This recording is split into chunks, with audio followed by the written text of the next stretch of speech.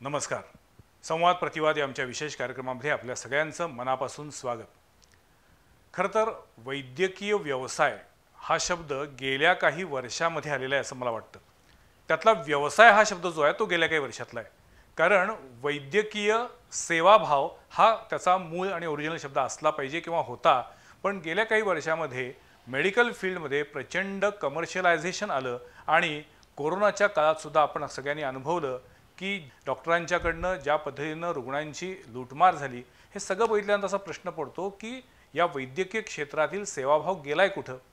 एकीकडं अशी परिस्थिती आहे, तर दुसरीकडं कोल्हापुरातील कणेरी हॉस्पिटल आणि रिसर्च सेंटरसारखी अशी काही मोजकी हॉस्पिटल आहेत की जी अत्यंत तळमळीनं रुग्णसेवेसाठी काम करत आहेत आणि लोकांना त्यांच्या आरोग्याला जपण्यासाठी पैसा हा दुय्यम किंवा बाजूला ठेवून तिथे काम चालते.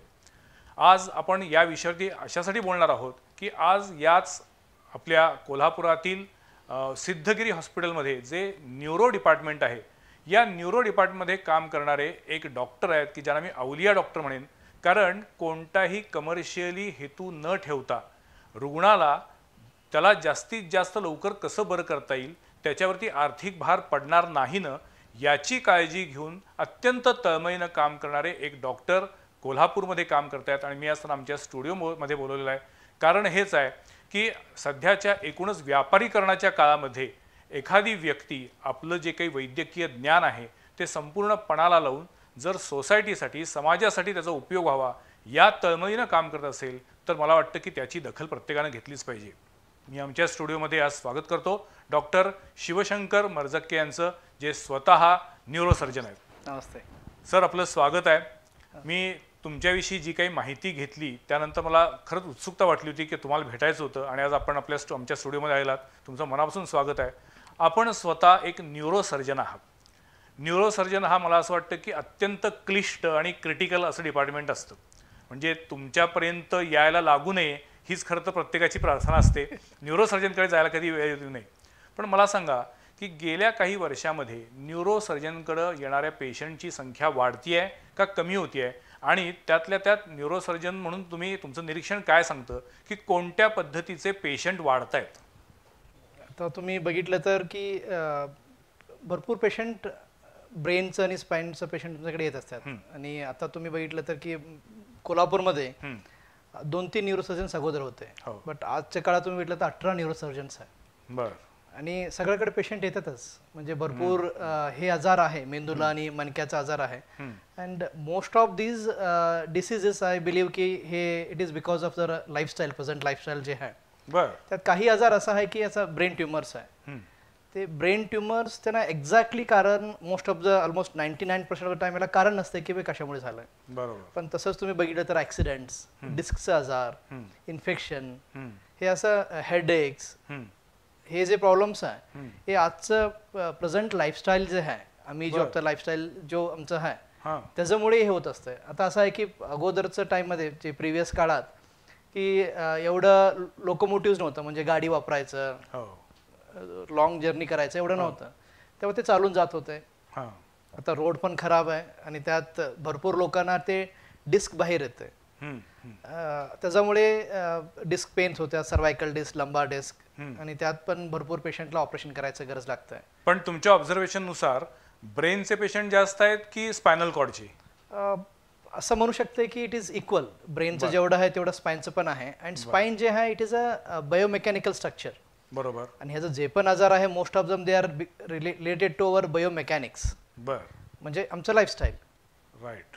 त्याच्यामुळे जे पण most of the spine diseases are because of our lifestyle.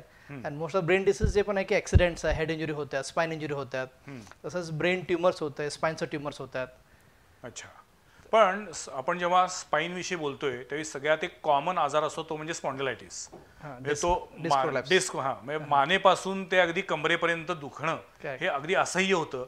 आणि मग अशा वेळेला डॉक्टरांकडे गेल्यापासून पर्याय असत नाही.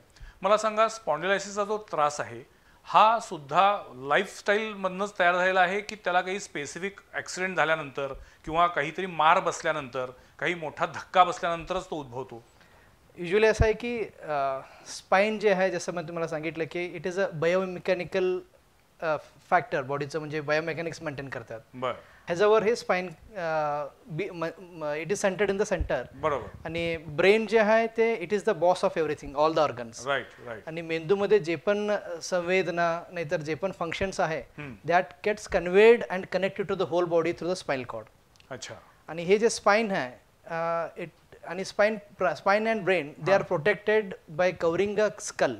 हे जे स्कल आहे आणि स्पाइनचं स्पाइनल कॉर्ड जे आहे मेंदूसाठी कवटी आहे आपली. कवटी आहे आणि स्पायनल कॉर्ड साठी वर्टिब्रल बोन्स असते आणि त्यात होल असतात. अच्छा. आणि त्यात होल मधनंही असं स्पाइनल कॉर्ड पास होते आणि मधनं असं नर्व रूट्स बाहेर येत असतात. ओके.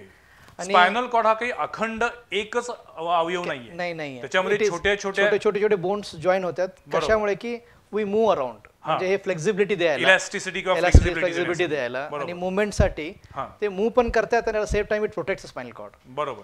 आणि कधी कधी जसं तुम्ही विचारलं की बा एक्झॅक्टली कारण काय आहे, ह्यात असं आहे की when it moves and it has a movement it degenerates. म्हणजे जेवढं वापरतील तुम्ही तेवढं त्यात डिजनरेशन होतंय, झीज होतंय. झीज ते मराठीमध्ये एक्झॅक्ट वर्ड झीज आहे. ते झीज होत जातं आणि most of the spine related diseases तुम्ही बघितलं तर वय झालं तर ते काठी घेऊन चालतात. का म्हणजे that is because of degeneration. Spinal कॉर्डचं प्रेशर वाढतंय आणि त्यांना पेन सुरू होतात. पण असं आहे की कधी कधी ऍक्सिडेंट झाला या नाहीतर सडनली तुम्ही जास्ती वजन उचललं तर ते स्पायनल कॉर्ड मध्ये जे वर्टिबल बॉडी म्हणून असते, असं 33 वर्टिबल बॉडीज असतात आणि त्याच्या मध्ये डिस्क म्हणतो आम्ही. डिस्क मध्ये गादीसारखं असतं ते आम्हाला मुवमेंटसाठी आणि कॉम्प्रेशनसाठी आम्हाला हेल्प करतं. आणि ह्याच्यावर जास्ती प्रेशर पडलं, हे बोन तर नाही आहे, ह्याचा आत एक जेलसारखं मटेरियल असतात आणि एक 15-20 लेयर्स असते, त्याला आम्ही ॲन्युलस म्हणतो. जेव्हा ह्याच्यावर जास्ती प्रेशर पडलं तर ते ॲन्युलसचे जे लेयर्स आहे 15-20 त्यातनं थोडी तुटतील. तुटलं तर हे बल्ज होतंय. बल्ज झालं तर पाठीमागं स्पायनल कॉर्ड आहे आणि नर्व रूट्स आहे, त्याच्यावर प्रेशर पडतंय. कधी कधी एवढं मोठी ह्याच्यावर प्रेशर पडलं असतं की हे कम्प्लीट लेयर्स रप्चर होतात आणि डिस्क बाहेर येऊन ते वायरला दाबतात. आणि ते काळात भरपूर असहनीय पेन होत आहे, मेनली बॅक एक. आणि हे वायर हे पायाला येत असेल तर हे बाजूला दुखतील, हे पायाला तर हे बाजूला दुखतील. कधी कधी सेंटरमध्ये असं दोन्ही पायात दुखतील आणि इव्हन मुंग्या पण येतात. आणि त्याच्यामुळे काय होतं की जेव्हा असं होतंय की बाबा ह्याच्यावर प्रेशर पडलं तर ह्याच्यावर जास्ती प्रेशर पडू नाही दे म्हणून बॉडीचं प्रोटेक्टिव्ह मेकॅनिझम होतं आहे मसल स्पॅझम. जेव्हा मसल स्पॅझम झाला तर आम्ही हलू शकणार नाहीये. तुम्ही बघितलं तर आम्ही चालताना आमचं असं हळूहळू लंगडत चालतो. का म्हणजे त्याच्यावर जास्ती प्रेशर पडू नये म्हणून बॉडीनं एक प्रिव्हेंटिव्ह मेकॅनिझम करतात ते स्पॅझम. आणि स्पॅझम मध्ये भरपूर पेन वाढतंय. ओके. तो जेव्हा असं होतंय की मोस्ट ऑफ द जे पेशंट जेव्हा येतात आम्ही त्यांना क्लिनिकली बघतो की बा ह्यांना हिस्ट्री काय आहे आणि एक्झामिन करतो की बा हे जे नर्ववर प्रेशर आहे ह्याच्यामुळे त्याला काहीतरी विकनेस आहे काय, पायाचं कुठं विकनेस आहे. कधी कधी इथं डिस्क सरकलं तर पायाचं विकनेस होतंय, लघवी संडासला त्रास होतोय. आणि वरचं डिस्क आणि हिथलं पाठीमागचं डिस्क सरकलं तर हातात मुंग्या येतात, हातात ताकद कमी होतंय, पायाचा ताकद कमी होऊ शकतंय. आणि जेव्हा एक्झामिन करतो आणि क्लिनिकली त्यांना बघतो, त्यांचं सायन्स काय काय हे बघतो, त्याच्यानंतर मी ठरवतो की बा कोणती लेवलला ते डिस्क सरकलं असणार. अच्छा. आणि जेव्हा आम्ही हे डिसाईड करतो तेव्हा आम्ही MRI करून कन्फर्म करतो. या MRI मध्ये मला क्लिअरली दिसतंय की कोणत्या लेवलचं डिस्क बाहेर आलंय, किती आलंय, त्याच्यावर आम्ही पुढचं ट्रीटमेंट डिसाईड करतो. पण सर मला सांगा की आता आपण स्पायनल कॉर्ड बद्दल बोलतोय तर स्लिप डिस्क मध्ये कंपल्सरी ऑपरेशन करावं लागतं का?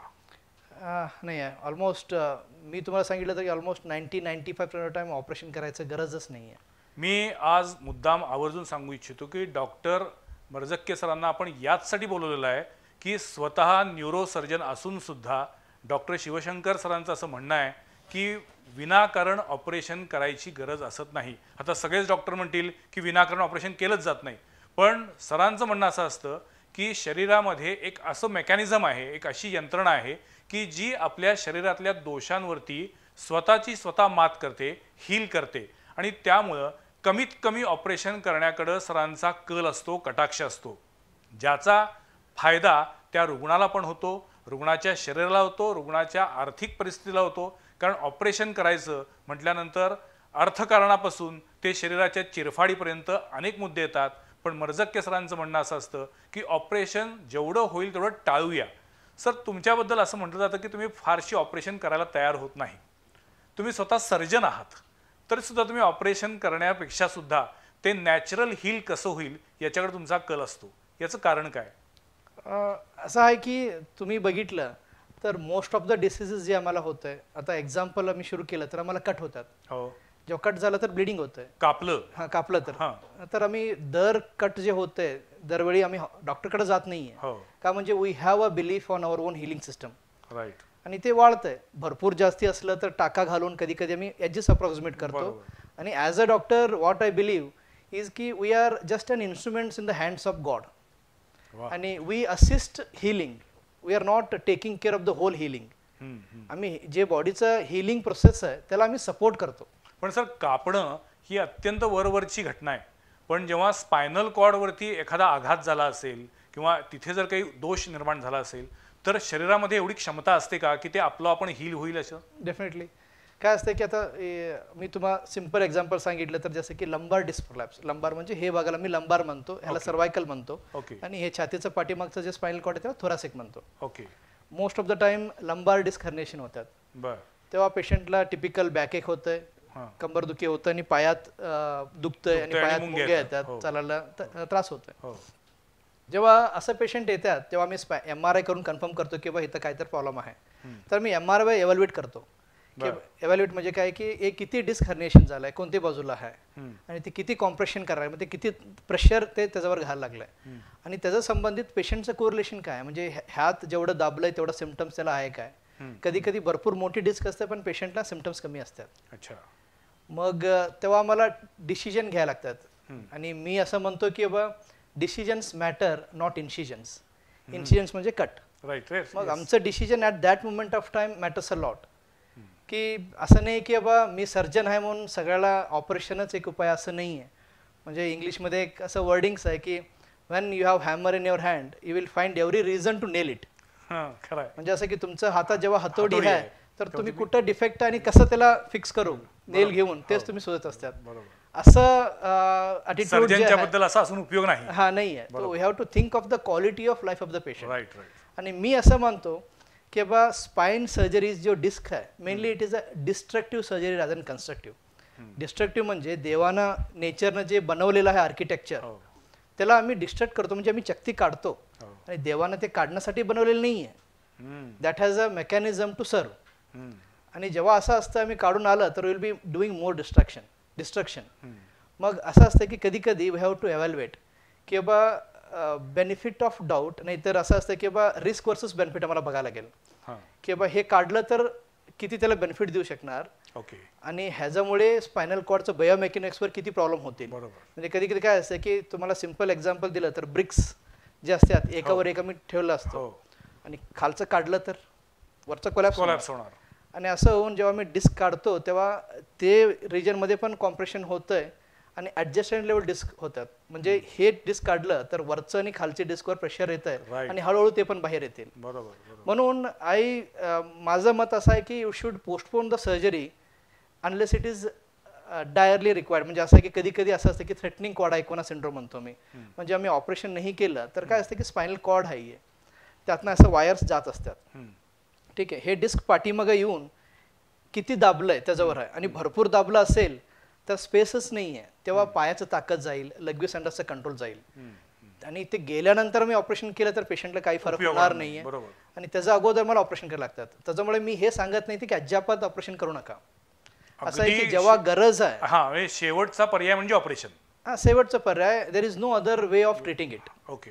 म्हणजे आम्ही सोडलं तर डेफिनेटली त्याचा पाय जाणार आणि हाताचा पायचा ताकद कमी होऊ शकतं.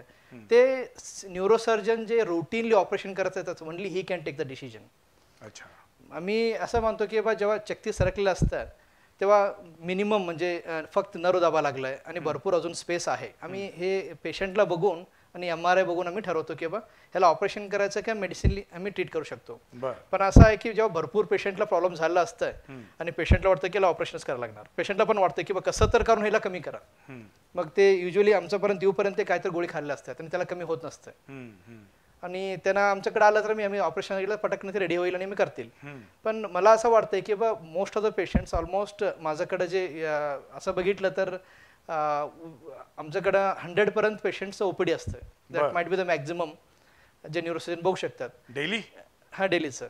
बापरे, मंडे daily वेनसडे 100? आम्ही ओपीडी करतो, बाकी दिवस एक 20-25 असतात. बर So एवढे पेशंट असतात. बर आणि त्यात मी तुम्हाला सांगितलं तर कमीत कमी एक 30 ते 40 पेशंट हे डिस्कचं संबंधित पेशंट माझ्याकडे असतात. बर आणि त्यात भरपूर पेशंट सर्जरीसाठी सांगितलेलं असतात, नाही तर ते करण्यासाठी आमच्याकडे आलेलं असतं. बर आणि माझा नंबर तुम्ही बघितलं तर 2 ते 3 महिन्यात मी एक लंबार डिस्कचं ऑपरेशन करतो. ते भरपूर कमी आहे. का म्हणजे माय आयडियोलॉजी आणि माझा थॉट प्रोसेस असं आहे की if it is required genuinely we do our best and we treat it. जेव्हा मोस्ट ऑफ द टाइम काय होतं की जेव्हा चक्ती बाहेर आलेलं असतंय तेव्हा काय असतं की बिकॉज ऑफ पेन ते स्पॅझम होतंय आणि पेशंटला चालायला येत नाही, पेन भरपूर असतात. त्या दरम्यान आम्ही काय करतो की जसं तुम्हाला मी सांगितलं की body tries to heal everything. Right. असं काही आजार नाही, मतलब एक पण आजार असं नाही की बॉडी सपोर्ट म्हणजे हिलिंगला अटेम्प्ट करतच नाही, असं एक पण असा आजार नाही आहे. सगळ्या आजारांमध्ये शरीर आपलं त्यातनं बाहेर येण्याचा प्रयत्न करत असतं. भरपूर प्रयत्न करतात. ओके. आणि त्यात तुम्ही असं बघितलं तर काहीतरी टोचलं, आता असं बघा की काहीतरी आत फॉरेन बॉडी गेलं हो. तर बॉडी त्याला आपोआप काढून बाहेर टाकते. Correct correct. म्हणजे डझंट एक्सेप्ट आउटसाइडचं पण जे म्हणजे आता कोरोना काळामध्ये असं झालं की अनेकांना कोरोनाचे सिम्पटम्स जाणवलेच नाही. काही जण तर म्हणतात की कोरोना होऊन गेला पण काही जाणवलं नाही. शरीरातली इम्युनिटी पॉवर जर चांगली असेल, रोगप्रतिकारक शक्ती जर चांगली असेल तर तुम्ही त्या रोगावरती मात करू शकता. जसं आता सर म्हणतायत हिलिंग म्हणजे काय, तर शरीराची रोगप्रतिकारक शक्ती चांगली असणं. पण सर वयानुसार रोगप्रतिकारक शक्ती कमी होत नाही? It depends. म्हणजे असं आहे की बाबा आता तुम्ही बघितलं तर माझ्याकडे भरपूर पेशंट आहेत ज्याचं 80-90 एज असेल तरी पण ते शेतात जे काम करत असतात त्यांना शुगर नाही, बीपी नाही, आणि त्यांचं जेवण खाणं आणि एअर वॉटर हे सगळं जे असतात ते मस्त चांगलं असतात. आणि त्यांचं इम्युनिटी आणि त्यांचा क्षमता कार्यक्षमता बघितलं तर आम्ही पण हे वयात करू शकणार नाहीये. पण सर शुगर आणि बीपी ह्या दोनच गोष्टींवरती शरीराची संपूर्ण इम्युनिटी पॉवर अवलंबून असते? इम्युनिटी पॉवर नाही, ऍक्च्युली बीपी जे आहे, BP sugar this are all lifestyle diseases. Lifestyle disease. पण आता तुमच्याकडे न्यूरोसर्जन म्हणून मी तुम्हाला विचारतोय की समजा तुमच्याकडे एखादा पेशंट आला की ज्याला स्पायनल कॉर्डचा काहीतरी प्रॉब्लेम आहे आणि जर त्याला डायबिटीस असेल तर त्याच्यातली स्वतः सेल्फ हिलिंग करण्याची प्रोसेस जी आहे ती दुसऱ्या नॉन डायबिटिक पेशंटपेक्षा कमी असते का? असं काय नाही आहे. ॲक्च्युली शुगरमध्ये असं असतं की बा त्यांना नर्वचं ताकद कमी झालं असतं, त्याला मी पेरिफेरल न्यूरोपॅथी म्हणतो. बरं. त्यात प्रॉब्लेम होतं की मग त्यांचं रिकव्हरी बाकी पेशंटसारखं होत नाही आहे. बरं. ठीक आहे. पण असं इम्युनिटीनी आणि त्याला काय जास्ती संबंध नाही, पण शुगरचं पेशंटला इन्फेक्शन लवकर होऊ शकतं. अच्छा. ओके. बॉडी इम्युनिटी त्याला सपोर्ट करतील, म्हणजे त्याच्यावर अटॅक करतील, पण क्षमता कमी झालेलं असतं इन्फेक्शन. पण स्पायनल कॉर्ड मध्ये जर काही डिफेक्ट निर्माण झाला असेल तर तो आपल्या आपण हील करण्या एवढी शरीराची क्षमता असते आहे. म्हणजे त्याला आम्ही युजली काय की जसं तुम्ही मी सांगितलं की वी असिस्ट हिलिंग. ओके. ठीक आहे. आम्ही बॉडी हील करत असतं, मी त्याला असिस्ट करतो. कसं आता पेशंट आलेला असतं तर डिस्क चक्ती सरकलंय, मग त्याला आम्ही सांगतो की बा तुम्ही बेड रेस्ट घ्या. काय असतं की ते चालत फिरत असेल तर हे डिस्क खाली असतं, वरचं जे 30-40 किलोचं वजन आहे त्याला ते दाबणार, परत ते कॉम्प्रेस झालं तर परत त्यांना पेन सुरू होणार. त्याच्यामुळे बेड रेस्ट जे आहे that is equally important, that is equal to medicine. अच्छा. आणि मेडिसिन जे असते ते मेनली फॉर पेन किलर्स असतात, नो न्यूराग टॅब्लेट्स असतात, आणि मसल रिलॅक्शन असतात, मसलचं स्पॅझम असतं त्याला रिलॅक्स करण्यासाठी असतात. आणि हे जे नर्व रूट जे कॉम्प्रेस झालं असतं त्याला सूज आलेलं असतं ते कमी करण्यासाठी असतात, आणि ते थोडं बहुत नर्ववर मेडिसिन्स असतात. आणि ह्याच्यावर हे जे आहे बेड रेस्ट फॉर 1 वीक आणि most of these supporting medications मध्ये भरपूर पेशंट रिकवर होतात. आणि जिथं गरज आहे तिथं आम्ही डेफिनेटली ऑपरेशन करतो. म्हणजे तिथं थ्रेटनिंग कॉड ऐकून आय मीन सोडलं आता तर त्याला पायाला आणि लघवी संडासला त्रास होऊ शकतोय, कंट्रोल जाऊ शकतंय, असं मला वाटतं तर डेफिनेटली त्याला ऑपरेशन करायला लागणार. पण तुम्ही आता एका महिन्यात साधारण किती ऑपरेशन करता आणि किती पेशंटना विदाऊट ऑपरेशन ट्रीट करता? असं बघितलं तर आमच्याकडे जे पेशंट लोड येतात त्याच्याप्रमाणे आम्ही भरपूर कमी ऑपरेशन करतो. पर्सेंटेज वाईज म्हटलं तर किती? 5%, 10%? 30-40 ऑपरेशन आमच्याकडे होतात. ओके. मग इन 1 मंथ? हा, इन 1 मंथ. पण मला सांगा की ऑपरेशन नाही केलं आणि जर त्या माणसाला केवळ मेडिकेशनवरती किंवा रेस्टवरती ठेवलं तर त्याच्यातून येणारा जो काही रिझल्ट आहे तो रिझल्ट आणि ऑपरेशन केला रिझल्ट हा सेम असू शकतो का? This is a good question. Actually असं आहे की आमचं इथं स्टडी होतात न्यूरोसर्जरीमध्ये, तिथं जगभरातलं न्यूरोसर्जन्स किती पेशंटला मी ऑपरेट केलं आणि किती पेशंटला मी कंजर्व केले. कंजर्व म्हणजे ऑपरेशन न करता मेडिकली मॅनेज केले. आणि एक्सेप्ट कॉड ऐकवाना जे तुम्हाला मी म्हटलो की बा तिथं पायाचं ताकद जाणार आणि लघवीचं आणि संडासचं कंट्रोल जाईल ते पेशंटमध्ये ऑपरेशन करायचं नो क्वेश्चन. आणि बाकी जे डिस्क सरकलेल्या असतात त्यात हे होणार नाही असं असतात ना, त्यात असा विचार करा की एक 50 पेशंटला ऑपरेशन केलंय आणि 50 पेशंटला ऑपरेशन नाही केलंय, तर 3 वर्षानंतर दोन्हीचं सिम्पटम्स सेमच असणार आहे. बर फक्त ऑपरेशन ज्यांना केलंय त्यांना अर्ली रिकव्हरी आहे, बर पण ॲट द एंड लॉंग टर्ममध्ये both the patients will have same long term results, symptom same असणार आहे. पण सर पूर्वीच्या काळामध्ये वारंवार एक शब्द ऐकू येतो तुम्ही ट्रॅक्शन लावणे. हां हां तर का ट्रॅक्शन मध्ये वजन असायचं ते वजन पायाला बांधायचं, करेक्ट. काय कारण म्हणजे त्याला तो एक त्याचा इलॅस्टिसिटीनेस यावा म्हणून? नाही असं नाही, ॲक्च्युली बॉडीचं तुम्ही स्पाईन बघितलं तर त्याला एक्सपेंड करण्यासाठी भरपूर स्ट्रेंथ लागतं आणि तुम्ही पण मग आता असं तुम्ही विचार ट्रॅक्शन करा. लावता की नाही लावता? नाही अजिबात लावत नाही, ते it is out of treating concept only. अजिबात ट्रॅक्शन लावायचं नसतं. का म्हणजे ऑलरेडी डिस्क डॅमेज्ड आहे तुम्ही आणि त्याचा सपोर्ट Exactly. गेलाय आणि हो, तुम्ही तर आणि लावलं, त्याला ओढताय त्याला. तर आम्ही ओढतो. असं होऊन हे ट्रॅक्शन लावायचं नसतं. ट्रॅक्शनचं मला असं वाटतंय की it has an indirect benefit. आता ट्रॅक्शन लावून तुम्हाला झोपवलं, you are taking indirect bed rest. हो बरोबर. कळलं, पण हॉस्पिटलमध्ये राहून तुम्हाला ट्रॅक्शन लावून आणि बेड रेस्ट घ्यायला लागेल and you have to spend also. आणि मी असं म्हणतो की नन ऑफ द पेशंट्स आम्ही जे माझ्याकडे येतात, most of the disc patient except त्यांना शुगर असेल, शुगर ज्यांना आहे त्यांना मी ॲडमिट करतो, त्यांना शुगर नाही आहे त्यांना आम्ही घरी पाठवतो आणि त्यांना सांगतो की घरी जाऊन तुम्ही झोपून राहायचं, बर फक्त बाथरूमसाठी उठायचं, जेवण पण झोपून करायचं, म्हणजे हे वरचं वजन त्याच्यावर पडू द्यायचं नाही. आणि ते केलं तर it has got equal results, म्हणजे ते बेटर रिझल्ट्स आय बिलीव्ह. म्हणजे we are not adding something weight वगैरे वाढून त्यात आम्ही ट्रॅक्शन लावून ते परत डॅमेज करत नाही आहे. अच्छा. म्हणून ट्रॅक्शन करायचं जे हे आहे ना, it is totally out of treatment concept only. आपण आता स्पायनल कॉर्ड बद्दल बोललो, मला विचारायचे ब्रेन बद्दल म्हणजे मेंदू बद्दल. संपूर्ण शरीर कंट्रोल करणारा अवयव म्हणजे मेंदू. करेक्ट. पण जर मेंदूला एखादी इजा झाली, मेंदूला मार बसला, मेंदूमध्ये जर ब्लडचं रक्ताचं क्लॉटिंग झालं, स्ट्रोक म्हणजेच लकवा किंवा पॅरालाइजचा अटॅक आला, तर अशावेळी 99% वेळेला इमिजिएटली सर्जरी करा असं आपल्याला सांगितलं जातं. ओके. तर ब्रेनच्या बद्दल सुद्धा विदाऊट सर्जरी ट्रीटमेंट होऊ शकते का? ट्युमर्स वगैरे असेल तर there is no question of medical treatment, त्याला ऑपरेशन करायलाच लागणार. ओके. पण असा विचार करा की आता बीपी वाढल्यामुळे मेंदूमध्ये रक्तस्राव होतोय, त्याला आम्ही इंट्रा सेरेब्रल हेमॅटोमा म्हणतोय. त्यात मेंदूच्या आतल्या भागात प्रेशरमुळे रक्तस्राव झालेला असतोय आणि दरवेळी ऑपरेशन करायचं गरज येत नाहीये. का म्हणजे it depends on the volume of the blood. बर. व्हॉल्यूम ऑफ द ब्लड म्हणजे जास्ती असेल, काय की हे मेंदू जे आहे हे एक क्लोज्ड कॅव्हिटी आहे.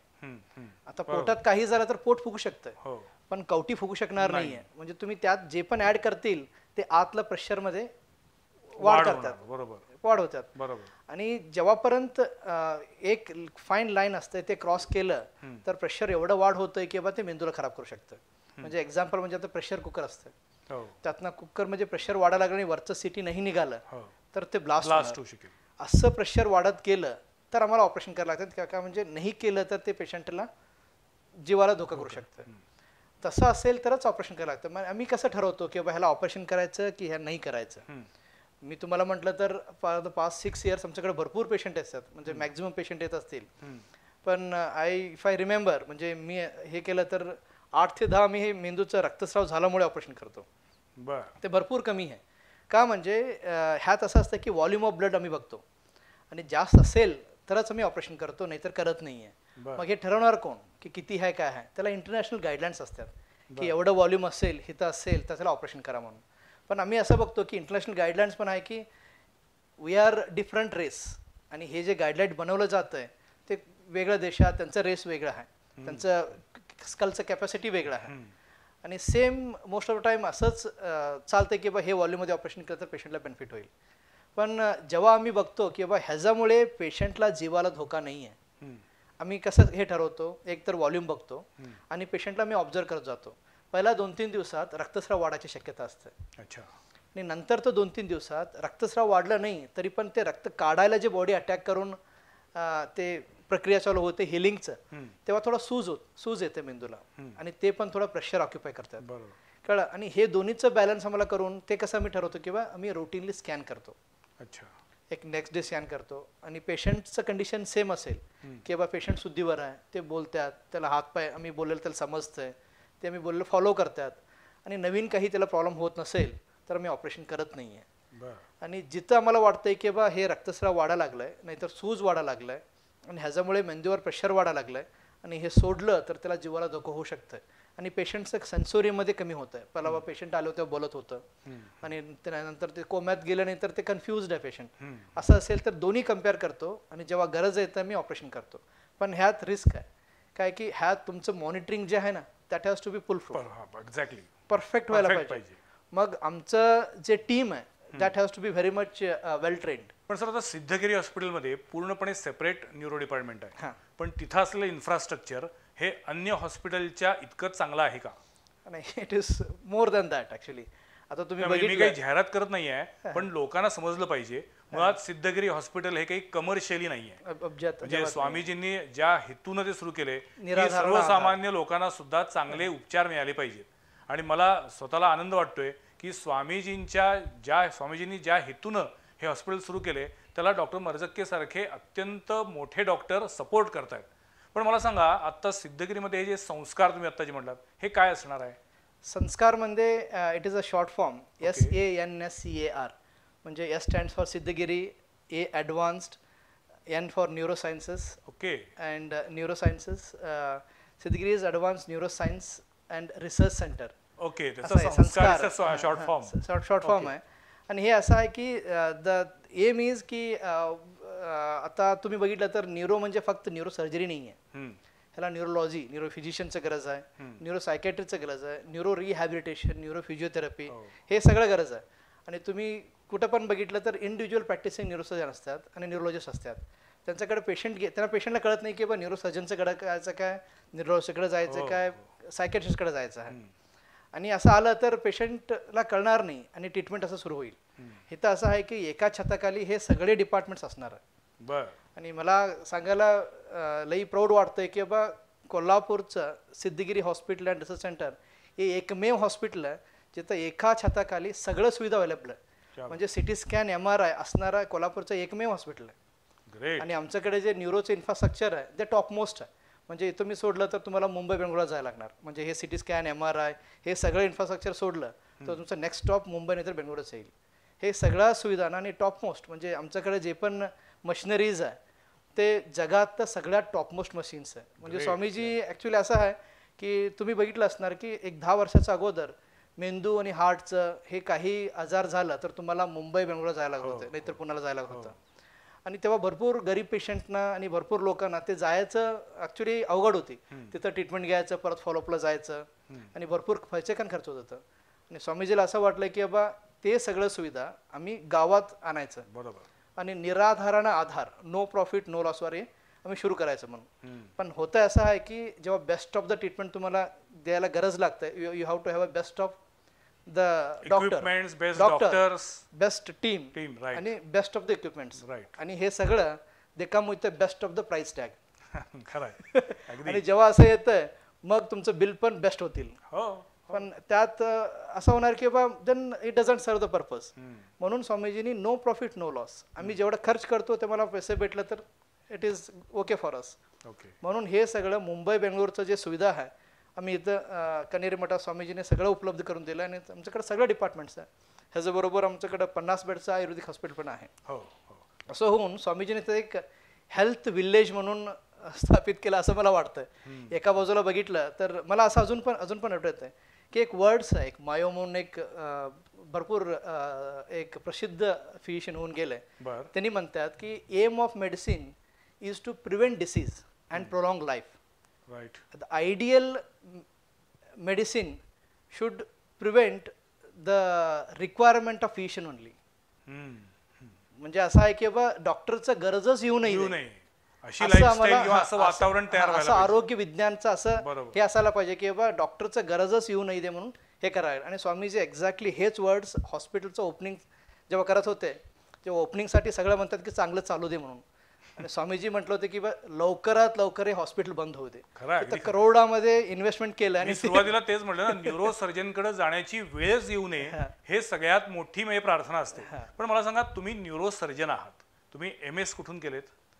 मी MBBS माझं बिजापूरमध्ये BLD मेडिकल कॉलेजमध्ये झालं. नंतर MS मी जनरल सर्जरीमध्ये थ्रू ऑल इंडिया एंट्रन्सेस मी सुरतमध्ये केलं एमएस जनरल सर्जरी. बरं. नंतर MCH न्यूरोसर्जरी म्हणून झालंय. Okay MCH in master of neurosurgery, that is the highest degree in medical field. Okay त्यात न्यूरोसर्जरी म्हणून झालं ते Shri Chitra Tirunal institute of medical science and technology म्हणून त्रिवेंद्रमध्ये आहे. बरं. We got 4 premier institute in India. Okay त्यात ते टॉपमोस्ट आहे. That comes under science and technology. आणि मला समजलं की तुम्ही त्यामध्ये गोल्ड मेडलिस्ट आहात. हा 2 गोल्ड मेडल आहे 2 गोल्ड मेडल आहेत. एमएस जनरल सर्जरीमध्ये. पण इतकं सगळं करून पुन्हा एकदा तुम्हाला कोल्हापूर सारख्या एका छोट्या शहरात कम्पॅरेटिव्हली पुणे मुंबई बेंगलोर तुम्हाला कोल्हापूरमध्ये स्वामीजींच्या सिद्धगिरी हॉस्पिटलमध्ये काम करावं असं का वाटतं मग? असं आहे की तुम्ही माझं बॅकग्राऊंड बघितलं तर मी शेतात काम करून इथंपर्यंत आलेलं आहे. मतलब I have struggled a lot in my childhood. Okay आणि मी लोकांचं दुःख समजतो. त्यांना काय ट्रबल होतंय किंवा काय असतं आणि पैसे जोडायला किती त्रास होतोय. I can relate with them. आणि मला माहिती आहे की बा एक न्यूरोसर्जनकडे यायचं म्हणजे तर भरपूर खर्च करायला लागतात. आणि मला असं वाटलं की if I go in private, जेव्हा इन्फ्रास्ट्रक्चर एवढं कॉस्टली होणार आहे आणि इन्व्हेस्टमेंट भरपूर होणार आहे, चार्जेस पण लागणारच आहे. म्हणजे मी जे विचार करतो ते मी सर्व करू शकणार नाही आहे. म्हणजे मला चार्जेस भरपूर लागायलाच लागणार आणि मला प्रॅक्टिस करायला लागणार. पण इथं स्वामीजीकडे असं आहे की ही हॅज गॉट एव्हरीथिंग. म्हणजे जगातले सगळ्यात भारी जे पण मशीन्स आहे ते स्वामीजीकडे आहे. इथं हॉस्पिटलमध्ये आमचं सिद्धगिरी हॉस्पिटलमध्ये आहे. आणि असं प्लॅटफॉर्म नॉन कमर्शियल प्लॅटफॉर्म आहे. म्हणजे असं नाही की बा वी आर ऑल सॅलरीड. म्हणजे असं नाही की मी एक ऑपरेशन केलं, एक पेशंटला ट्रीट केलं तर मला पैसा भेटत नाही. टार्गेट नाहीये. टार्गेट नाही इतकी ऑपरेशन्स दरम्यान झाली पाहिजेत, इतकं बिलिंग व्हायला पाहिजे असं टार्गेट नाही. पण तुम्हाला असं कधी वाटलं नाही की आपण जर 5 ऑपरेशन जास्ती केली तर आपल्याला 2 पैसे जास्ती मिळू शकतील, आपण सांगू शकू की इतके इतके पैसे हॉस्पिटलला मिळवून दिलेत तेव्हा माझी सॅलरी वाढवून द्या, असं वाटत नाही कधी? नाही असं आहे कारण एकीकडं संपूर्ण सुरुवातीला जसं म्हटलं की मेडिकल फील्ड मधला सेवाभाव संपलेला आहे. इथे केवळ आणि मी म्हणतो प्रोफेशनलिझम सुद्धा ठीक आहे, पण त्याच्या बरोबरीनं किंवा त्याच्यापेक्षा जास्त कमर्शियलायझेशन आहे तिथं. फक्त आणि फक्त व्यवहार, फक्त आणि फक्त पैसा. त्यामुळं हॉस्पिटलची पायरी चढायला नको हेच प्रत्येकाचं म्हणणं असतं.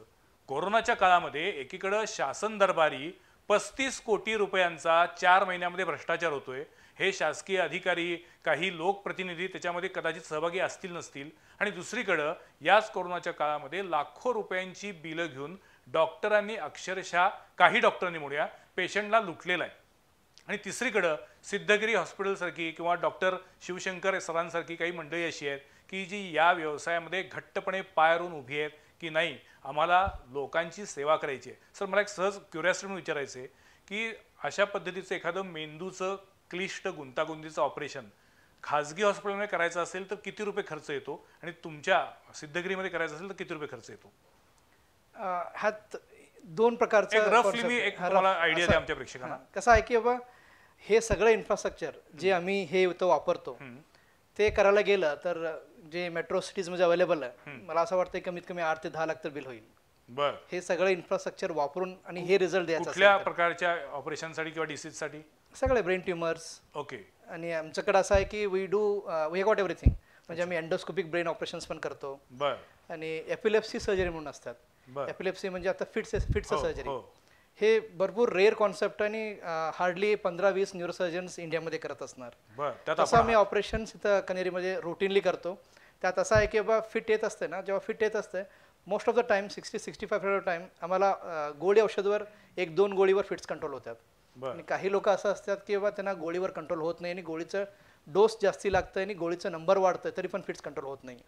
तसं पेशंटला मी इव्हॅल्युएट करतो आणि त्याला मी एपिलेप्सी सर्जरी म्हणतो, म्हणजे फिट्सचं ऑपरेशन. ओके. हे भरपूर रेअर कॉन्सेप्ट आहे आणि माझं तिथं ट्रेनिंग झालं आहे Shri Chitra Tirunal institute of medical science and technology त्रिवेंद्रमध्ये. That is the pioneer institute for epilepsy surgery in India and we give the results as equal to the western world. आणि तसं आम्ही इथं करायला लागलं आहे. इन द पास्ट 5 इयर्स आम्ही भरपूर ऑपरेशन केलं आहे आणि सक्सेस रेट खूप चांगला आहे. पण हे सगळं जे आहे हे तुम्ही सगळं असं कॉम्प्लिकेटेड आणि रिस्की ऑपरेशन जे असतात हे सगळं करायला 10-12 लाखचं खर्च तर होतं. 10 ते 12 लाख रुपये मोस्ट ऑफ द टॉपमोस्ट हॉस्पिटलमध्ये होतात. आणि असं ऑपरेशन्स आम्ही आमच्याकडे तर स्कीम आहे, गव्हर्नमेंटचं सुविधा उपलब्ध आहे. त्यात आम्ही मोस्ट ऑफ द पेशंट्स तर फ्रीमध्येच होऊन जाईल.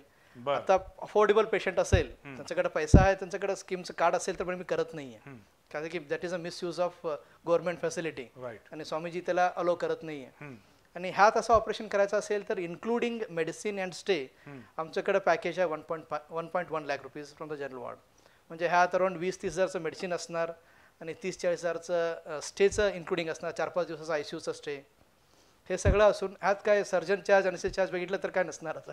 मी काय म्हणतोय 1.1 म्हणजे मी म्हणतो 2 लाख रुपये. नाही 1 लाख नाही, मी म्हणतोय अगदी तुम्ही जनरल वॉर्डसाठी म्हणताय. जर एखाद्या पेशंटला आलिशान रूम पाहिजे असेल तर 2 ते 2.5 लाख रुपये, 3 लाख रुपये मॅक्झिमम. 1.5 लाख 12 लाख कुठं आणि 1.5 ते 2 लाख कुठं. म्हणजे फुटात 12 इंचाचा फरक आपण जसं म्हणतो तशातला हा प्रकार आहे. एखाद्या खाजगी हॉस्पिटलमध्ये 10 ते 12 लाख रुपये खर्च करून जी सर्जरी केली जाते तीच सर्जरी, तशाच पद्धतीची सर्जरी कोल्हापुरातल्या सिद्धगिरी हॉस्पिटलमध्ये 1.5 ते 2 लाख रुपयामध्ये होते. मला वाटतं ईश्वर सेवा म्हणजे अजून काय असतं. तुम्ही ज्या गरजू माणसाला मदत करता त्याच्या मागची जी तुमची भावना असती ती भावना ही खरी ईश्वर सेवा असती. आणि मला वाटतं की मर्जक्के सर असतील किंवा स्वामीजी असतील यांनी सातत्यानं सिद्धगिरी हॉस्पिटलमधनं जनसेवा हा एकमेव मंत्र घेऊन काम करतायत. तुमच्याकडे आयुर्वेदावरती पण बरंच काम चालतं. करेक्ट. तुम्ही you believe in Ayurveda? Definitely ते आमचं बेसिस आहे ॲक्च्युली. पण तुम्ही ॲलोपॅथीतले आहात. त्यात काय नाही, ॲट द एंड आम्हाला काय किंवा पेशंटला बेनिफिट करायचं आहे. ओके. त्यात काही व्हॉट एव्हर इट इज, म्हणजे काही पण पद्धती असू दे पण पेशंटला तिचं बेनिफिट झालं तर देर इज नो क्वेश्चन. म्हणजे आमच्याकडे जे पेशंट येत असतात आम्ही ठरवतो की बा ह्याला मेडिकली मी मॅनेज केलं तर ते चांगलं होईल का आयुर्वेदकडे पाठवलं तर चांगलं होईल. मोस्ट ऑफ द अक्यूट जे पण प्रॉब्लेम्स असतात, अक्यूट म्हणजे आता इमिडिएटली त्याला प्रॉब्लेम असतात त्यांना टॅकल करायला लागतात ना, ते आयुर्वेदमध्ये होणार नाही. तर युजली आम्ही त्याला मॅनेज करतो आणि नंतर आयुर्वेदमध्ये पाठवतो. आणि त्यांच्याकडे असं काही पेशंट आलं तर ते आमच्याकडे पाठवतात. म्हणून आम्ही सगळं मिळून म्हणजे हेल्थ विलेजचेच कॉन्सेप्ट आहे की त्यात आलं तर तुम्हाला सगळं फॅसिलिटीज भेटतील. पण काय आहे, बहुतेक सगळे मोठे डॉक्टर जे आहेत हे आयुर्वेद मानत नाहीत. त्यांचं म्हणणं आयुर्वेदाचा काही उपयोगच होत नाही. ते Sushruta is a father of our Indian surgery, म्हणजे he is a father of this thing. तो त्यांच्याकडनंच हे सगळं आलेलं आहे. बरोबर. नाही, तुम्ही हे मान्य करता, तुमचा मोठेपणा आहे. मला एक जस्ट क्युरिओसिटी म्हणून विचारायचं आहे, आपण न्यूरोसर्जन आहात, मेंदूमध्ये आपल्या भावनांचा उगम होतो, तो मेंदूत नव्हतो की हृदयात नव्हतो? आता असं आहे की ब्रेन एक अनाटॉमिकल स्ट्रक्चर आहे. हो. ह्यात काय असते की पण माणसाचा स्वभाव, माणसाकडे असलेल्या कला, त्याच्याकडे असलेले गुण, त्याचे दोष, एखादा माणूस हा असा ऍक्टिव्ह असतो, एखादा खूप शांत असतो, एखादा आपण म्हणतो विध्वंसक वृत्तीचा आहे, हे सगळं कुठनं मेंदूतूनच तयार होतं ना, ब्रेन. पण मग मला सांगा की असं शक्य आहे का की एखाद्या माणसाच्या ब्रेनमध्ये जाऊन त्याच्या ब्रेनमध्ये जिथे विध्वंसक वृत्ती तयार होत आहेत तो भाग तेवढा तिथनं जर आपण त्याच्या नर्व्स कट केल्या तर त्याच्यातली विध्वंसक वृत्ती जाईल? तसं झालं तर मग आपल्याला सगळे जे काही आतंकवादी आहेत त्याच्यावरती खूप मोठा उपचार करता येईल. नाही, व्हेरी इंटरेस्टिंग थॉट ॲक्च्युअली. तुमचा भरपूर चांगला विचार आहे. असं आहे की मेडिकल सायन्स भरपूर ॲडव्हान्स झालेला आहे. पण अजून पण मी असं मानतो की बाबा मोस्ट ऑफ द ब्रेनचं पार्ट जे आहे ना आम्ही कम्प्लीट समजलेलं नाही आहे. Correct. Even complete whole body. का म्हणजे की our human body is a gift of 1000 crore years. एवढं एव्होल्युशनमध्ये हे सगळं रिफाईन होत होत होत होत होत सर्वायवल ऑफ फिटेस्ट, म्हणजे सगळं जे पण ॲडव्हर्सिटीज आहे त्याला क्रॉस करून एक परफेक्ट बॉडी आम्हाला देवाना दिलं आहे. That is the biggest gift what we can have. But still medical science has not understand the complete functional म्हणजे फिजिओलॉजिकल पार्ट आम्ही जे म्हणतो, मेंदू कसं काम करतं, कोणते काळमध्ये भरपूर आम्ही समजले. पण अजून पण मी मानतो की there is steel lot of scope in research आणि भरपूर एरिया असा आहे की तिथं आम्ही समजलेलं नाही आहे. आणि जेव्हा तुम्ही असं विचारलं की बाबा ते जागा कुठं आहे आणि त्याला मी कट करून हे केलं तर that will the perfect treatment for that patient आणि ते कंडिशन. पण आज ते शक्य नाही करणं. नाही, काही सायको सर्जरी म्हणून होतात ते that is very rare actually. Okay. त्यात आम्ही मेनली फ्रॉन्टल लोब आम्ही म्हणतो. मेंदूमध्ये एक फ्रॉन्टल लोब असतं, टेम्पर लोब असतं, पॅरायटल आणि ऑक्सिपिटल लोब. दर लोबाला एक एक काम आहे. म्हणजे फ्रॉन्टल लोब बिहेवियरचं आहे, टेम्पर लोब मेमरी स्पीच हे सगळं आहे. पॅरायटल लोब हे जे आहे त्यात आमचं हाताचं पायाचं मुवमेंट सेन्सेशन हे कंट्रोल होतं आहे. ऑक्सिपिटल लोब जे आहे कानाचं आम्ही जे बघतो विजनचं काम हे करतं आणि नंतर ब्रेनस्टेम येतं आणि स्पाइनल कॉर्ड येतं. ओके. आणि अनाटॉमिकली मी रिलेट करतोय की बा आता असं समजा की बा हात पायाचा ताकद कमी झाला तर मला कळतं की बा हे पॅरायटल लोबमध्ये कुठं तर नाही तर त्याचं वायर जे जाऊन ते जोडतात तिथं कुठं झालं असणार. आणि हे जे विध्वंसक वृत्तीचं जे असतात त्यात एक्झॅक्टली हेच भाग आहे आणि त्याला मी डॅमेज केलं, त्याला काढलं तर ते क्लिअर होणार असं नाही आहे. That is what we do in epilepsy surgery.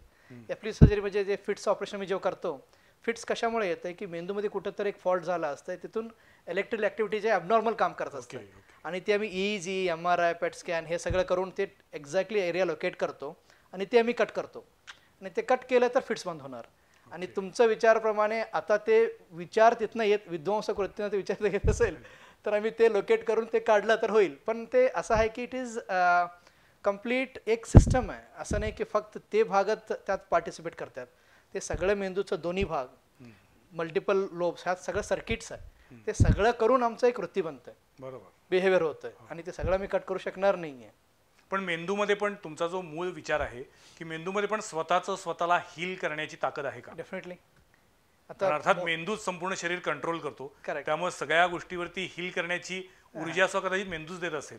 हां, करेक्ट. मेंदूचा सपोर्ट करतो. पण मग मेंदूतले असं जर काही बिघाड झाले असतील तर ते आतल्यात आपल्या पण हील करतं. मेनली ब्लिडिंग जे होत असतं, इन्फेक्शन होत असतं, त्यात ब्लिडिंगमध्ये आता भरपूर ऍक्सिडेंट झालेला पेशंटला ब्लिडिंग झालेलं असतं. पण मोस्ट ऑफ द टाइम रक्त आपोआप रळतंय. जसं तुम्हाला मी सांगितलं की हायपरटेन्सिव्ह ब्लीड जे असतात त्यात ब्लिडिंग झालं असेल तर त्याला सूस येत आणि हळूहळू ते रक्त काढत जातं आणि एक 6 आठवड्यात कम्प्लिटली ब्लड क्लिअर होतं. ओके. आणि ह्यात पेशंट कम्प्लिटली बरं होऊ शकतं, म्हणजे ते ब्लीड जात आहे, ऑपरेशन करून काढायचं गरज येत नाही आहे. तसंच brain can heal its own issues. आणि जेव्हा it crosses the limits and we interview and we operate, म्हणजे आम्ही ऑपरेशन करतो तेव्हा. पण इंटरेस्टिंग एक गोष्ट असं आहे की brain controls the sensation of the whole body, म्हणजे कम्प्लीट बॉडीचं संवेदना जे मेंदू कंट्रोल करतात. पण आम्ही मेंदू पेनलेस आहे, ब्रेन इज पेनलेस. आम्ही ब्रेनला कट केलं तर ब्रेनला पेन होत नाही आहे. क्या बात आहे. कट होत नाहीये. त्याचं कवरिंग्स जे आहे they are pain receiving structures, म्हणजे ड्युरामोन जे ब्रेनचं कवर असतं दॅट इज ते पेन रिसिव्ह करते आणि त्याच्यामुळे आम्हाला हेडेक होतं. ॲक्च्युली असं नाही की ब्रेनमध्ये काय झालं म्हणून ते हेडेक होत नाहीये. ब्रेनचं प्रेशर वाढलं आणि ब्रेनचं कवरिंगवर प्रेशर आलं म्हणून आम्हाला हेडेक होतं, पण ब्रेन इज पेनलेस. सर, माझ्या आता या एपिसोडच्या शेवटच्या टप्प्याकडे आलो आपण. मला सांगा, तुम्ही आमच्या प्रेक्षकांना काही सांगू इच्छिता का? हां, मी असंच म्हणतो की बाबा body is an healing organism, मतलब it has got self healing organism. ते आपोआप आमचं प्रॉब्लेम्स हील करू शकतं आणि जिथं गरज आहे त्यात फिजिशियन्स म्हणजे डॉक्टर्स ते हिलिंगला असिस्ट आम्ही करतो. बरोबर. आणि ज्याचं जे लिमिट संपतंय त्याला आम्हाला ऑपरेशन करायला लागतात. आणि दरवेळी दर आजाराला आम्हाला डॉक्टरकडे जायचं गरज नाही आहे. दरवेळी दर आजारासाठी ॲडमिट व्हायचं गरज नाही आहे. दरवेळी दर आजारासाठी ऑपरेशनच करायला लागेल असं आहे नाही आहे. पण ते डिसिजन घेणारा कोण आहे? एक चांगला डॉक्टर, चांगला सर्जन, चांगला न्यूरोसर्जन असं असतं. तेव्हा डिसिजन घेताना मी फक्त बाबा आजार आहे हेच बघून ट्रीटमेंट देत नाही आहे. म्हणजे मेडिसिनमध्ये काय आहे की 2+2 इज नॉट एक्झॅक्टली 4. बरोबर. हे मायनस पण होऊ शकतं, प्लस पण होऊ शकतं. आणि डिसिजन आम्ही जेव्हा घेतो तेव्हा ह्याच्यावर डिसिजन घेतो की बा आजार काय आहे आणि पेशंटचं बॉडीचं कंडिशन काय आहे, की बा हे यंग आहे का एल्डरली आहे, म्हणजे वय जास्ती आहे, आणि ह्यांचं फायनान्शियल बॅकग्राऊंड काय आहे, ह्यांचं फॅमिली बॅकग्राऊंड काय आहे, आणि आम्ही हे ट्रीटमेंट दिलं, हे ऑपरेशन केलं तर नंतर ह्याचं क्वालिटी ऑफ लाईफ काय होणार आहे. पण फायनान्शियल बॅकग्राऊंड चांगल्या अर्थाने बघता तुम्ही. हा, चांगल्या अर्थानं. म्हणजे मेडिकल सायन्स मध्ये काय आहे, फायनान्शियल बॅकग्राऊंड म्हणजे असं होतं की अरे मोठा आहे, बकरा आहे वाटतं, असं नाही आहे. नाही, असं आहे की मी काय तर करून त्याला दिलं आणि हे अर्निंग मेंबर असणार, ह्याचा खर्च पण जाणार आणि हे हॉस्पिटलला खर्च करणार आणि हे नंतर काम पण करू शकणार नाही. मग ते रिलेटिव्हवर बर्डन होईल. आणि असं पण औषधी काही असं आजार असतात तिथं आम्ही ऑपरेशन केलं तर चांगला रिझल्ट येणार नाही. म्हणजे कोमेमध्ये पेशंट आहे, कोमेच राहणार आहे. नाही, कधी कधी पेशंट ब्रेन डेड असतात, त्याला मी ऑपरेशन करून मी त्रिशंकू परिस्थितीमध्ये ठेवतो. म्हणजे काय की धडा त्यांना पेशंटला पण माहिती नाही की बा ते जिवंत आहे का नाही, आणि नातेवाईकाला पण आहे की एक फक्त एक बॉडी आहे, असं देऊन काय अर्थ नाही. म्हणजे जिथं गरज आहे डेफिनेटली वी ऑपरेट, आणि जिथं केलं तर फायदा नाही होणार आहे तिथं वी डोंट ऑपरेट. म्हणजे आम्ही ऑपरेशन करायला ॲडवाईस करत नाही आहे. म्हणून मला असं वाटतं की बा कधी पण असं प्रॉब्लेम उद्भवलं, मी देवाला प्रार्थना करतो की असं कोणाला काय होऊ नाही दे, पण तरी पण असं झालं आणि कुठं पण तुम्ही ॲडमिट झाला असेल आणि तुम्हाला असं काय तर सांगितलं असेल तर यू कॅन आस्क ओपिनियन. म्हणजे आमच्याकडे एक व्हॉट्सअप नंबर आहे, संस्कार आमचं डिपार्टमेंटचा एक व्हॉट्सअप नंबर आहे, तिथं तुम्ही रिपोर्ट्स पाठवून तुम्ही विचारू शकतात. आपल्या टीव्हीच्या स्क्रीनवरती आत्ता जो नंबर दिसतोय हा नंबर या संस्कारचा नंबर आहे, हा व्हॉट्सअप नंबर आहे. या नंबरवरती आपण आपल्या शंका किंवा आपले प्रश्न पाठवू शकता आणि त्याच्यावरती या हॉस्पिटलकडनं तज्ज्ञ डॉक्टरांकडनं सल्ला घेऊ शकता. बरोबर ना? मग आम्ही डिसिजन घेऊ शकतो. म्हणजे एमर्जन्सी असेल तर ते दे कॅनॉट म्हणजे आता रात्री काय झालं असेल तर हो, ते सकाळीपर्यंत वेट करू शकणार नाही. त्या दरम्यान रिपोर्ट पाठवले तरी पण मी डिसिजन घेऊ शकतो. अच्छा. एमर्जन्सी असेल तर आम्ही त्याला हे सांगू शकणार की तुम्ही उद्या या, पण पेशंट वर्सन होऊ शकतं. हो, असं असेल तर दॅट इज एक a medium to communicate with us. आणि मला असं वाटतंय की बाबा पॅनिक व्हायचं गरज नाही आहे most of the time. Body can help us. But असं पण नाही आहे की बाबा आम्ही असं सांगितलंय म्हणून तुम्ही ट्रीटमेंट नाही घेतलं आणि पेशंटला प्रॉब्लेम झाला तर अवघड होतं. कधी कधी आता स्पाईनचं प्रॉब्लेम असतात. हा म्हणजे घरात बसूनही निवांत राहून जाणार नाही. लोक काय करतात की आता ॲलोपॅथी सोडून आम्हाला वेगळं काहीतरी करायचं आहे. पण जेव्हा जे ट्रीटिंग डॉक्टर आहे त्यांना हे आत काय एक्झॅक्टली चालू आहे त्याला माहिती नसलं आणि ते काय तर ट्रीटमेंट दिलं तर ते खराब होईल. आमच्याकडे भरपूर पेशंट येतात की बाबा त्यांना स्पाईन डिस्कचा प्रॉब्लेम आहे नाही कुठं तर दाखवलं तरी म्हणतात की मी ट्रीटमेंट देतो म्हणून. पण त्याला जेव्हा आतलं कळत नाही किती डिस्क आहे. कधी कधी पेशंट खराब होऊन आमच्याकडे येतात. त्याचा हातपाय जातं आहे, लेग संडाचा कंट्रोल जातं आहे. त्यांना म्हणजे ऑपरेशन करून फायदा होणार नाही. आणि कधी कधी काय असतं की आता स्ट्रोक तुम्हाला जसं सांगितलं तर 3 तासाचा आत पेशंट आला तर मी थ्रॉम्बोलाइज करू शकतो. अच्छा. आणि त्यात आम्ही स्ट्रोक रिव्हर्स करू शकतो. पण लोक काय करतात की ते भरपूर वेळी इथं तिथं जातात आयुर्वेदिक ते म्हणून. म्हणजे आयुर्वेदिक ते नसतं ॲक्च्युली, जे देणारं क्वॅक असतात म्हणजे त्याला ट्रेनिंग काही नाही आहे पण ते देत असतात. तिथं जाऊन आमच्याकडे येतात आणि त्याला काय करू शकणार नाही आहे. बरोबर. म्हणून you have to take the right decision at the right time. आणि पेशंटला कळणार नाही की बा राईट पर्सन कोण आहे, राईट जागा कुठं आहे, त्यांना कळणार नाही. म्हणून आम्हाला असं वाटतं की बा कधी पण कुठं पण काही झालं तर यू कॅन कॉन्टॅक्ट अस. आणि हे माध्यमातून आम्ही त्यांना we can help the maximum from our end.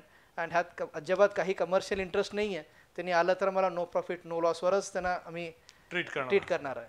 मला असं वाटतं की मर्झके सरांचं जे म्हणणं आहे की तुझं आहे तुझं पाशी अशी निर्मिती शरीराची परमेश्वरानं केलेली आहे. आपल्या शरीरामध्ये एखादा दोष निर्माण झाल्यानंतर शरीर स्वतः तो दोष दूर करण्याचा प्रयत्न करतं, ते हिलिंग करण्याचा प्रयत्न करतं.